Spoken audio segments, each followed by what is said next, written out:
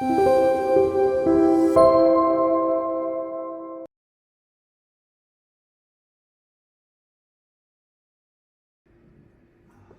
근데 이제 이 극단적 지지자가 정말 양 정당의 다수를 차지하는 거냐 그렇게 보이지는 않습니다.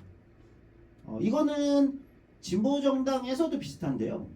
센 목소리들, 그러니까 목소리가 센 거죠, 센 거지 다수의 목소리라고 보기 어렵습니다. 다만 센 목소리들이 지금 굉장히 사납습니다. 그러니까 제압하는 거죠. 아주 거칠게 나머지 목소리들을 다 제압하는 겁니다. 정치인들도 거기에 이제 쉽게 얘기하면 정치인들이 키워줬죠. 어떻게 보면 시민들이 문제가 아니라 특정 이게 정치라는 게 민주주의 정치라는 게 잘 아시겠지만 사실은 뭐 노사관계도 제가 할 때도 똑같은 얘기를 많이 노사 양쪽에 많이 설득을 하는데 규범이 되게 중요하지 않습니까? 서로가 이게 이제 법적으로 제도적으로 있는 선이 아니라 규범으로 즉 서로가 여기까지는 넘지 말자. 서로 이쪽에 선이 있잖아요. 근데 이제 이게 무슨 법이나 이런 걸로 딱 정해져 있는 건 아니잖아요. 노사관계도 마찬가지. 근데 이 선을 한쪽이 이제 넘어버리게 되면 이제 그때부터 이제 극단화되는 거거든요. 노사관계도 마찬가지입니다. 정당들도 이 선을 넘기 시작한 거죠. 그런 극단적인 주장, 부정선거, 뭐 투표 조작, 무슨 뭐 구술했다더라. 뭐 예를 들면 뭐 이런 식의 얘기들, 이런 거를 정치인들이 이런 얘기들이 시중에 기성잡배들이 오갈 수는 있습니다. 근데 손을 대면 안 되죠. 그런 얘기에 정치인들이 책임 정치가 손을 대면 안 되는데 그걸 손을 대면 이제 맛을 한번 보기 시작하는 거죠. 화제가 되니까. 화제가 되니까. 후원금이 쏟아져 들어오니까. 그러니까 이런 데서 이제 시작됐다고 저는 생각하고요. 어쨌든 그래서 평범한 보통 시민들의 목소리가 완전히 이제 실종되는, 그러니까 지워져 버리는 거죠. 평범한 목소리. 평범한 목소리. 그러니까 저는 민주주의라는 게 평범한 시민의 얼굴을 닮은 정치를 하는 게 제일 좋은 방식이라고 생각합니다. 특별한 사람들의 얘기가 아니라 아주 평범한 사람. 평범한 사람들의 생각이라는 건 그렇게 극단적이지 않거든요. 예. 그래서 저는 지금은 약간 이미 포퓰리즘적 상황이라고 보고요. 예, 양당이 모두 그런 상황입니다. 진보정당, 제가 있는 진보정치 같은 경우는 정체성 정치, 계급정치 사이 교차 지점은 좀 못 찾고 계속 방황하고 있는 걸로 보입니다. 또 하나는 전체 이제 정치가 무책임하면서 나타난 건 공론장 자체가 굉장히 피폐화되어 있습니다. 아마 여기 계신 선생님들도 다 느끼실 텐데요. 요즘 이제 대학인가 예를 들면 그러니까 공론장이 정말 언론, 대학, 예를 들면 아니면 어떤 그 공론의 어떤 토론의 장 이런 것들이 거의 다 피폐화되어 있습니다. 그러니까 공론장이 이견, 다른 생각들이 경쟁한 토론하면서 논쟁하면서 경쟁하는 곳이 아니라 지금은 색출하고 처벌하는 곳이 되어 있습니다. 이런 문화는 한국의 젊은 세대한테 훨씬 강하게 나타나고 있는 것으로 보여요. 어쩔 수 없이. 물론 제가 뭐 악플 같은 경우는 50대에서도 굉장히 많이 가시는 것 같은데 어쨌든 저는 한국의 젊은 세대들은 기본적으로 이견을 서로 다른 생각, 다양성에 대한 좀 더 친화적인 한국 20, 30대가 좀 더 친화적이라고 생각하거든요. 그런데 좀 안타깝게도 제가 만나보는 한국의 20, 30대들은 그 다양성은 굉장히 중요하게 생각합니다. 근데 다른 생각끼리 타협시키는 거는 쉽게 뭐랄까요? 어려워하는 것 같아요. 다른 생각끼리 중간에 조정하고 타협시키는 건 어려워하는 것 같습니다. 그냥 다른 건 다른 거. 근데 다른 거는 다른 거다라고 남겨두면 정치 영역에서는 제가 볼 때는 결과가 나오기 어렵죠. 그런 좀 안타까움이 좀 있는 것 같고요. 누구나 지금은 공론장을 독점하려는 욕망이 너무 강한 것 같습니다. 원래 뭐 민주주의 정치가 갖고 있는 어려움이라고 생각하는데요. 지금은 너무 지나친 것 같아요. 그러니까 이거는 뭐냐면 아까 얘기한 센 주장들, 정당의 극단적 지지자들만이 아니라 이념적 어떤 노선이나 이런 것도 공론장을 지배하고 싶어합니다. 저는 한국의 페미니즘이 더 활발해져야 된다고 생각하는 사람이거든요. 진보적 입장에 있기 때문에. 그런데 페미니즘이 공론장을 독점해서는 안 된다고 생각해요. 이건 마찬가지야. 저는 한국의 노동운동이 더 성장하고 중요한 역할을 해야 된다고 생각하는 사람입니다. 그런데 노동운동의 목소리가 공론장을 독점하면 안 된다고 생각해요. 그렇게 될 수 없는 거거든요. 그 다양한 목소리, 기업의 목소리도 같이 있어야 되고 경쟁해야 되는 거거든요. 그 안에서 합리적으로. 근데 지금은 공론장을 독점하는 방식이 뭐랄까요? 이게 뭐 SNS 효과일지도 모르고 전 세계가 지금 다 골머리를 골머리를 앓고 있는 SNS 기술이나 이런 거의 문제인 건지, 그 제가 흥미롭게 읽고 있는 데이비드 런시먼이라는 영국 정치학자가 마크 주커버그, 페이스북의 마크 주커버그가 트럼프보다 더 위험하다, 민주주의의 적이라고 생각한다면 트럼프보다 마크 주커버그가 더 위험하다 이렇게 얘기해요. 전 요즘에 그 말이 더 많이 와닿는 측면이 있는 것 같아요. 그러니까 이 현상은 제가 볼 때는 최근에 나타나고 있는 전 세계적인 현상인 것 같습니다. 공론장을 어디나 한국만 이런 것 같지는 않습니다. 이게 어려워진 문제인 것 같습니다. 그러니까 정치가 작동하지 않는 문제, 그러니까 갈등을 요즘에는 공론장이나 어떤 논의의 과정을 보면 이건 정치만이 아니고요. 일반적인 그 관계들에서도 그렇고, 제가 정치발전소라는 곳에서 토론이나 이런 거를 많이 하는데 많이 경험합니다. 그냥 갈등을 드러내는 것에 계속 그치고 있어요. 아주 적나라하게 드러내는 것. 이게 필요할 때도 있죠. 한 사회에 있는 문제들을 수면 위로 드러내는 것, 또는 운동 같은 것들이 과거에 이런 역할을 해줬는데 이걸로만 그치면 사실은 제가 볼 때는 사회가 변화하고 좋은 방향으로 변화한다고 볼 수 없거든요. 적나라하게 갈등을 드러내는 것에만 그치면 안 되죠. 넘어서 그 다음 대안으로 어떻게 갈 건지를 논의해야 되는데 그렇게 가지는 잘 않는 거예요. 너하고 나는 달라. 너는 그렇게 생각하고 나는 그렇게 생각하지 않아. 근데 여기서 딱 그쳐버리는 거죠. 지금 한국의 공론장이 약간 그런 분위기인 것 같습니다. 정치인이 유튜버처럼 활동하고 있는 묘한 상황이 발생하고 있어요. 그 다음에 조금 제도적인 측면으로 고민을 좀 가보겠습니다. 지금 뭐 양당도 그렇고 저희 특히 이제 소수 정당 같은 경우 이런 얘기를 많이 해요. 승자 독식 정치다. 선거제도 얘기할 때 많이 하기도 하죠. 승자 독식의 문제.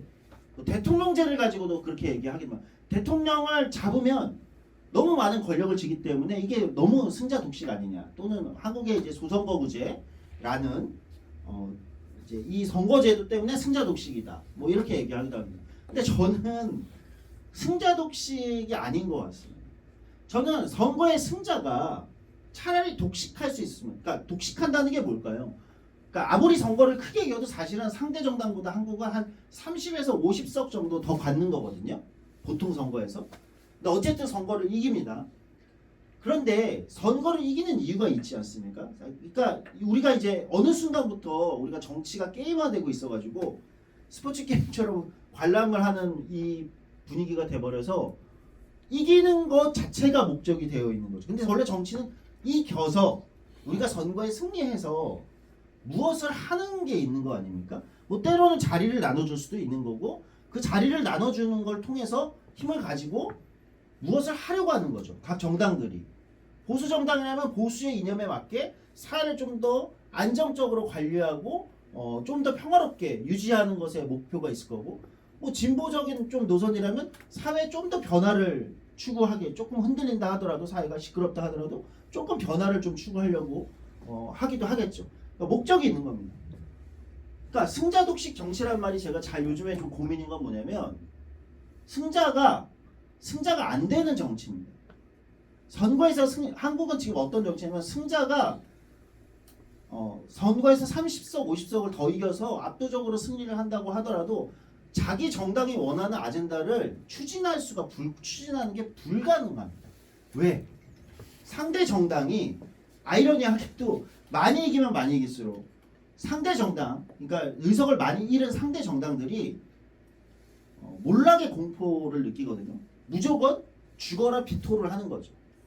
너무나 세게 비토를 하는, 그것만이 생존의 방식이라고 생각하는 거예요. 이게 정당을 바꿔도 마찬가지입니다. 비토만 하는 겁니다. 그러니까 어떤 타협도 만들어주면 안 된다라고 생각하는 거예요. 이거는 진보와 보수의 문제가 아닙니다. 무조건 비토만 하는 거예요. 그러니까 많이 이기면 많이 이길수록 비토 파워도 세지는 겁니다. 역설적으로. 그러니까 원하는 의지를 추진하기가 너무 어려워지는 거예요. 오로지. 그러니까 아이러니하게도 많이 이긴 정당이 다음 선거에서 승자의 저주 같은 거에 빠지는 거죠. 저는 이게 반복되고 있다고 생각해요. 이런 측면에서 그렇다면 오히려 승자의 저주에 빠지지 않게 하는 제도는 뭘까? 제도적 대안이 있을 거고 또는 규범적으로 또는 정치적 어떤 이런 다른 대안이 있을 것 같은데요. 제도적 대안이라고 하면 결국은 협치, 연합 정치가 가능하게 되는.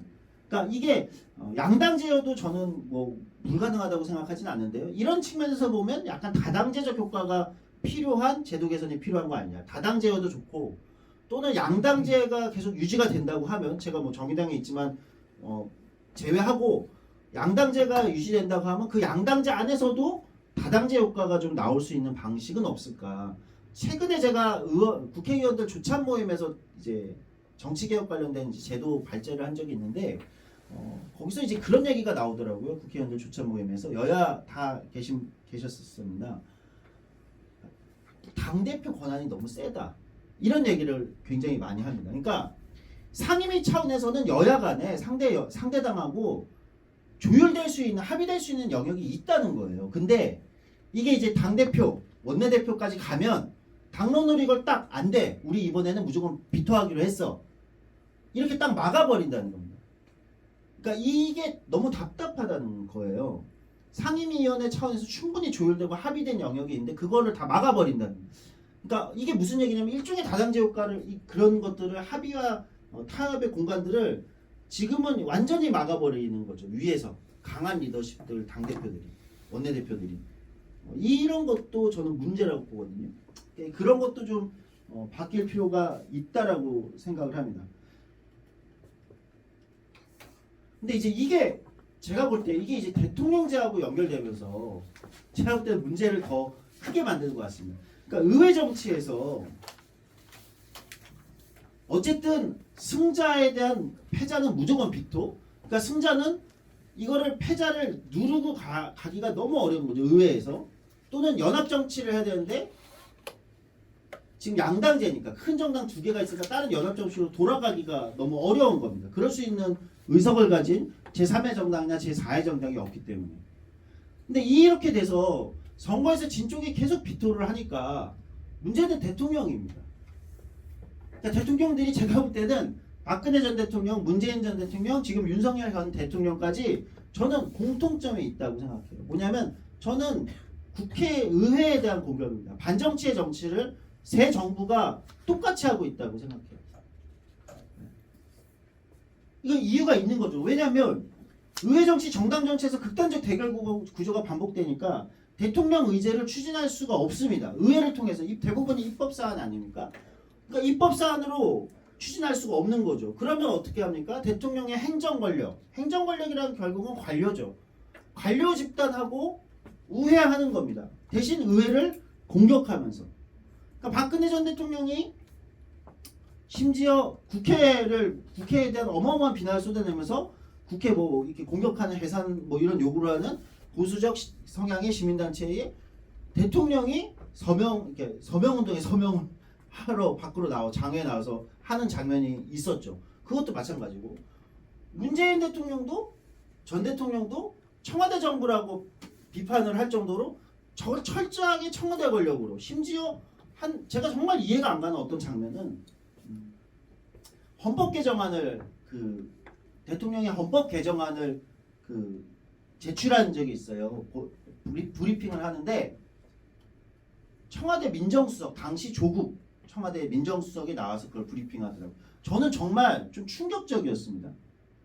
청와대 수석이 뭐죠? 공식적인 지위인가요? 대한민국의 직제에 있는? 아니죠. 법상으로 그냥 청와대에 있는 대통령의 비서예요. 그렇잖아요. 그러니까 청와대의 비서가 헌법 개정안을 브리핑한다고? 저는 이거는 굉장히 좀 납득하기 어려운 상황이었습니다. 아무리 정권에 큰 권력이 있고 정권의 스타고 실세다 하더라도 자기 자리에 맞는 걸 해야 되거든요. 청와대 비서가 한 나라의 헌법 개정안을 브리핑한다는 건 저는 있을 수 없다. 그러니까 그만큼 저는 문재인 정부도 철저하게 자꾸 청와대의 권력으로 무엇을 하려고 하는 이렇게 됐고요.